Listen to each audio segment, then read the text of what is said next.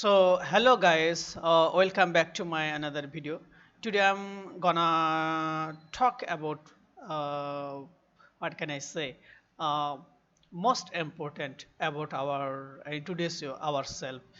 And আমি এভাবে বলতে পারি যে সো গাইস যে আজকে যে বিষয়টা নিয়ে আমি কথা বলবো সেটা হচ্ছে আসলে একটা গুরুত্বপূর্ণ যেটা হচ্ছে আমাদের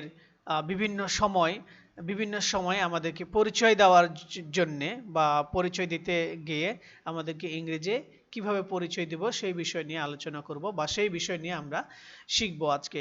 তো গাইস আজকে দেখি যে আমরা ভাইবার সময় আমাদেরকে অনেক সময় বলা হয় যে please introduce your self in 5 line, অথবা আমাদেরকে জিজ্ঞেস করে যে প্লিজ ইন্ট্রোডিউস ইউর সেলফ। তখন আমাদেরকে বলতে হয় যে আমার সম্পর্কে বা নিজের সম্পর্কে 5 লাইনে বা নিজের সম্পর্কে আপনি বলেন। তো তখন আমাদেরকে এই বিষয়গুলো কিভাবে বলতে হয় সেটা অনেক সময় আমরা জানি না। তো আজকে আমরা ওই বিষয়টা নিয়ে শিখবো, যেই বিষয়টা নিয়ে হচ্ছে কি যে আহ, আমাদেরকে ইংরেজিতে পরিচয় কিভাবে দিতে হয়। এটা আমি ডিজাইন করেছি যে এটা স্টুডেন্টের জন্য এবং একজন চাকরিজীবীর জন্য এটা আহ, এই থিওরিটাকে আমরা ইউজ করতে পারি। তো আমি যেটা এখানে ডিজাইন করেছি শুধু এই থিওরি ইউজ করলে যে ইংরেজিতে কথা বলা যাবে নিজের সম্পর্কে, কিন্তু এটার থেকে বেটার কিছু বলা যাবে।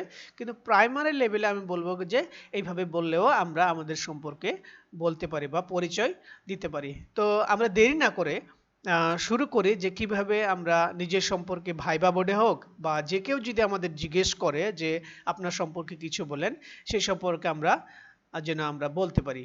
সো গাইস আজকে দেরি না করে আমরা শুরু করি যে কিভাবে আমরা শুরু করতে চাই। তো মনে করেন যে আপনি ভাইবা বোর্ডে হোক বা কেউ একজন আপনাকে জিজ্ঞেস করলো যে প্লিজ ইন্ট্রোডিউস ইয়োরসেলফ, আপনার সম্পর্কে আমাদেরকে কিছু বলেন। তো এখানে আমাদেরকে ওদেরকে থ্যাংক দিয়ে, যে আমাদের জিজ্ঞেস করছে, যে তাদেরকে থ্যাংক ইউ দিয়ে আমরা এইভাবে শুরু করতে পারি। দেখেন, thank you for giving me a chance to introduce my self.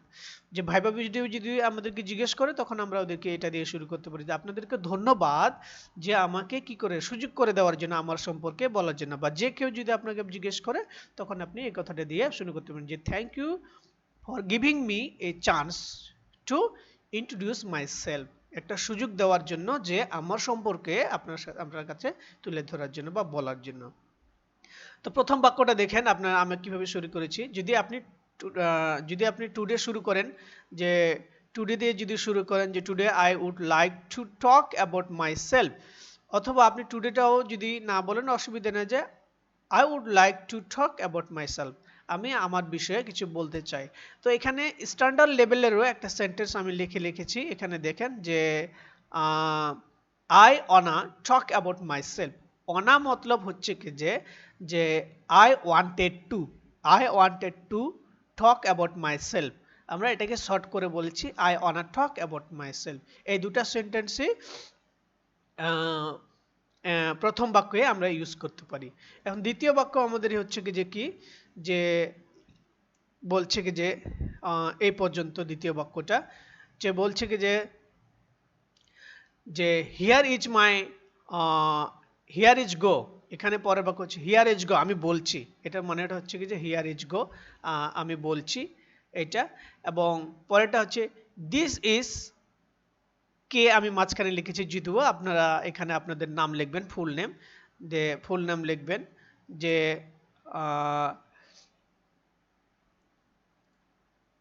আপনারা এখানে ফুল নেম লিখবেন যে দিস ইজ কে, অথবা মাই নেম ইজ কে। তো আপনার যেটার নাম হোক সেটা আপনারা লিখবেন, সেটা আপনার সিম্পল বিষয়। যে দিস ইজ কে একটা স্ট্যান্ডার্ড, মাই নেম ইজ কে ওটা স্ট্যান্ডার্ড, কিন্তু অনেক সময় এটা কি বলবো যে সচরাচর হয়ে থাকে। তো একটা ইউনিক বলার চেষ্টা করবো যেন যে শুনতেছে সেও যেন একটু আকর্ষিত হয়।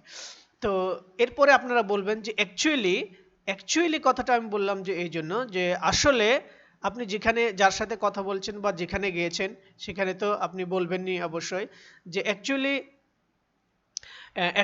আই অ্যাম ফ্রম, আসলে আমি এখান থেকে এসেছি বা ওখান থেকে এসেছি আপনারা দেবেন, অথবা আই লিভ ইন, আমি এখানে বাস করি বা ওখানে বাস করি। তো আই লিভ ইন, এখানে আপনাদের দুইটা ডট দিচ্ছে, এখানে এখানে একটা, মাঝখানে ফাঁকা দিয়ে লিখছি এখানে যে আই লিভ, এখানে আপনি যেখানে বাস করছেন সেই জায়গাটার নাম, সাথে সাথে আপনি কোথাও না কোথাও একটা বড় জায়গায় বাস করতেছেন, যদি রাজশাহীতে, ঢাকাতে, যে জায়গায় একটু মনে করেন। তো সাপোজ আপনি মনে করেন যে আমি রাজশাহীর কথা বললাম, যে I live in Rajshahi, Rajshahi কিন্তু ঠিক আছে, কিন্তু রাজশাহীর কোথাও না কোথাও একটা জায়গায় বাস করছেন, না গোটা শহর নিয়ে বাস করতেছেন, তাই না? তাহলে কোথাও একটা কি, আচ্ছা ঠিক আছে, আমি একটা পপুলার জায়গার নাম বলি, যে লক্ষ্মীপুর। তাহলে রাজশাহীর আপনি লক্ষ্মীপুরে বাস করতেছেন, তাহলে I live in Rajshahi, I live in Rajshahi Lakshmipur, to be more exact. এটা একটা স্ট্যান্ডার্ড লেভেলের কথা। তো আপনি রাজশাহীতে বাস করছেন, কিন্তু লক্ষ্মীপুরের, রাজশাহীর লক্ষ্মীপুরে, ওই জন্য টু বি মোর এক্সাক্ট। তো আমি লক্ষ্মীপুরের রাজশাহীতে বা রাজশাহীর লক্ষ্মীপুরেতে আমি বাস করি বা থাকি। এরপরে আমরা পরের সেন্টেন্সে যেটা বলি, যে এডুকেশন নিয়ে, এখানে এটা কি বলবো, যে এটা আপনি কতটুকু পড়াশোনা করতেছেন এই বিষয়টা নিয়ে কথা বলবেন। তো আপনি এখানে অলরেডি বলেছেন যে আপনি কোথায় থাকেন, এই বিষয়টা আপনার বলা কমপ্লিট। এবার হচ্ছে কি যে আপনি বলবেন যে আপনার পড়াশোনা নিয়ে। তা I have complete my post graduate, আমি পোস্ট গ্রাজুয়েট লিখেছি, আমি পোস্ট গ্রাজুয়েটেড করে সম্পূর্ণ করেছি, এই জন্য আমি এটা লিখে রেখেছি। তো আপনারা এখানে লিখতে পারেন যে I have complete my HSC, স্টুডেন্টের জন্য এসএসসি, এইচএসসি, আবার যদি ডিগ্রি করে থাকেন বা অনার্স করে থাকেন, তারপরে যদি যাই হোক আপনি যেটা করেছেন সেটা, তাহলে I have complete my post graduate, আমি যেহেতু মাস্টার্স কমপ্লিট করেছি, এটার শর্ট ফর্ম লিখেছি, কি কমপ্লিট করেছি এটা শর্ট ফর্ম লিখেছি, যে এমএসসি, মাস্টার্স অফ সায়েন্স, এটা কমপ্লিট করেছি ইন ইন কোন সাবজেক্ট, এই সাবজেক্টটা আপনারা যে যাই দিয়ে দেবেন। আপনি যদি মাস্টার্স করেছেন ইংলিশেতে বা ম্যাথে বা পলিটিক্যালসে আপনি যদি করেন, বা জিওলজিতে, যেটাতে আপনি, বোটানিকে, যেটাতে আপনি কমপ্লিট করেছেন সেটার নাম লিখবেন। তাহলে I have complete my post graduate, অথবা শর্ট ফর্ম লিখেছে I have complete my MSc, এটাও বলতে পারেন, ইন যে সাবজেক্টে করেছেন সাবজেক্ট। সাথে সাথে বলবেন যে কোন কলেজ থেকে। যদি বাইরের দেশে কোথাও গিয়ে যদি আপনার পরিচয় দিয়ে থাকেন, তাহলে অবশ্যই বাংলাদেশ লিখবেন এই জায়গায়, কিন্তু যেহেতু দেশের ভিতরে, সেই জন্য ফ্রম, আপনি যে কলেজ থেকে, আমি রাজশাহী কলেজ থেকে অনার্স মাস্টার শেষ করেছি, তা রাজশাহী কলেজ। আপনি যদি কোথায় থেকে করে থাকেন, যে কোনো ঢাকা থেকে বা যে কোনো কলেজ থেকে বা স্কুল থেকে করে, ভার্সিটি থেকে করে থাকলে ওই জায়গাটার নাম আপনি, ওই কলেজটার বা প্রতিষ্ঠানের নাম আপনি বলবেন। তো এটা গেল আপনার এডুকেশন নিয়ে। তারপরেরটা আমি যেটা বলেছি, যে আপনি কাজ করছেন। তো এখানে দেখেন যে আপনি কাজ করা নিয়ে আমি বলছি, আই হ্যাভ ওয়ার্কড, যদি আপনি কাজ করে থাকেন, স্টুডেন্টদের জন্য বলবো, যেখানে যে আই হ্যাভ ওয়ার্কড এটা বলার দরকার নাই। তো উনি এটা কমপ্লিট করেছে, এসএসসি কমপ্লিট করার পরে কোন জায়গায় পড়াশোনা করছে সেই জায়গার নামটা বলে দিতে পারবে এখানে, যে আই এম স্টাডিড অমুক কলেজ, বা যে কলেজে সে বলেছে সেই জায়গায় বলে দিতে পারে। কিন্তু যেহেতু ভাইবার ক্ষেত্রে আমি বলবো যে আপনারা যেহেতু কাজ করছিলেন বা কোথাও না কোথাও কাজ করেন, ছোটখাটো কিছু কাজ করছিলেন, তো ভাইবা বোর্ডে আপনি বলতে পারেন আমি কাজ করছিলাম, আই হ্যাভ ওয়ার্ক এট, যে কোনো একটা জায়গায়, প্রতিষ্ঠানে বা এনজিওতে কাজ করছিলেন, সেই এনজিওর আপনি নাম বলে দেবেন, অ্যাজ এ কি হিসেবে, কোন হিসেবে, ম্যানেজার, অ্যাকাউন্টেন্ট, বা যে হিসেবে কাজ করছিলেন, অ্যাডমিনিস্ট্রেটিভ, যে হিসেবে আপনি কাজ করছিলেন সেই দিবেন। কত থেকে কত পর্যন্ত, মনে করেন যে 19 থেকে 23 সাল পর্যন্ত আমি 3 বছর বা 4 বছর এখানে কাজ করেছিলাম, আপনাদের যে যাই দিবেন সেখানে। তো ফ্রম এত থেকে, তাহলে আই হ্যাভ ওয়ার্কড, এখানে করছিলাম অ্যাজ এ অমুক হিসেবে কাজ করছিলাম, ফ্রম এত থেকে এত পর্যন্ত কাজ করছিলাম। তো এখন আমি বলবো যে এখন আপনি কি করছেন, তখন তো কাজ করছিলেন, এখন আপনি কাজ করছিলেন, যদি কাজ করছিলেন, বাট এখন কি করতেছেন সেটাও যদি বলার প্রয়োজন হয়, তাহলে আপনি এভাবে বলবেন, বাট নাও, কিন্তু এখন কি করছি।